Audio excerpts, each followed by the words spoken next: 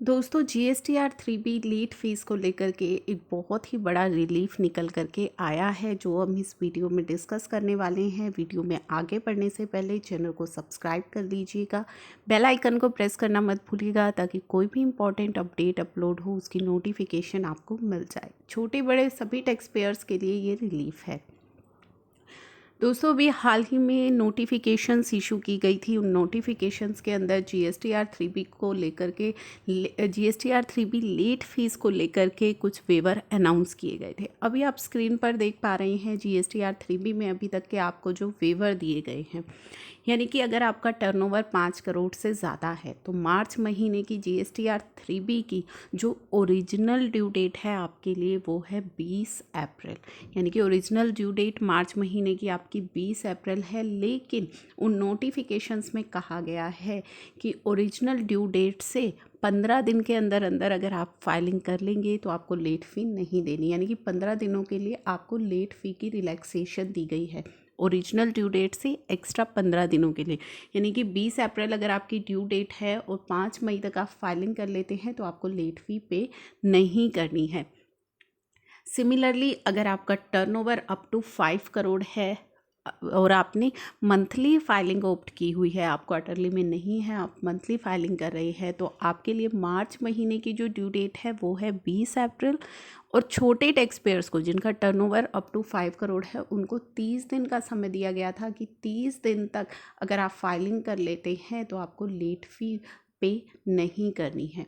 अब ये तो नोटिफिकेशंस के अंदर हमें बताया गया था कि बड़े टैक्स पेयर को 15 दिन की रिलैक्सेशन दी गई है, छोटे टैक्स पेयर को ओरिजिनल ड्यू डेट से 30 दिन की रिलैक्सेशन दी गई है लेट फीस को लेकर के।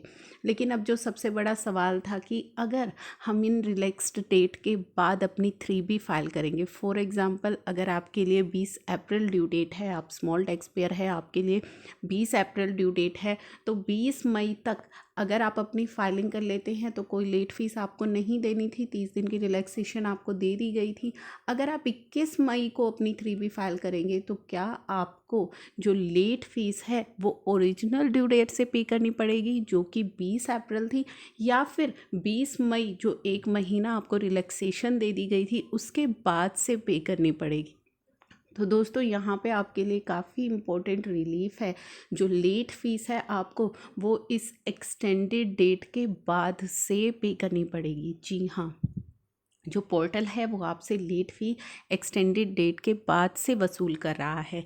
यानी कि अगर मार्च महीने की आपकी ड्यू डेट 20 अप्रैल है और एक महीने के लिए आपकी लेट फ़ीस माफ़ की गई थी, नोटिफिकेशन में 20 मई तक की माफ़ कर दी गई थी, 20 अप्रैल से 20 मई यानी कि एक 30 दिन का रिलैक्सेशन आपको दिया गया था। अगर आप 21 मई को फाइलिंग करेंगे तो आपको केवल एक दिन की लेट फ़ी पे करनी है। यानी कि 20 मई जो आपकी एक्सटेंडेड डेट थी इसके बाद से लेट फीस पोर्टल आपसे ले रहा है। अब अगर आप क्वार्टरली के अंदर हैं तो आपके लिए बहुत ही बड़ा फ़ायदा है। जो मार्च महीने की आपकी जीएसटीआर 3B की ड्यू डेट्स थी वो 22 और 24 अप्रैल थी। 22 और 24 अप्रैल आपकी ओरिजिनल ड्यू डेट थी और इस ओरिजिनल ड्यू डेट से 30 दिन के अंदर अंदर अगर आप फाइलिंग कर लेते हैं तो आपकी लेट फ़ी को माफ़ किया गया था नोटिफिकेशंस के अंदर। यानी कि 22 और 24 मई तक अगर आप फाइलिंग कर लेंगे तो आपकी लेट फीस को ज़ीरो कर दिया गया है।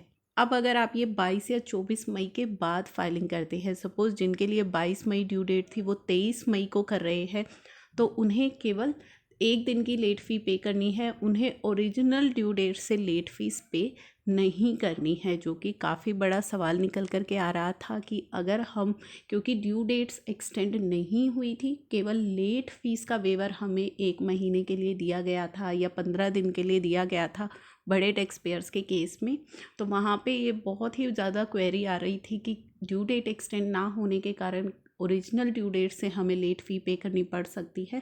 तो जी नहीं, आपको ये रिलैक्सेशन दे दी गई है।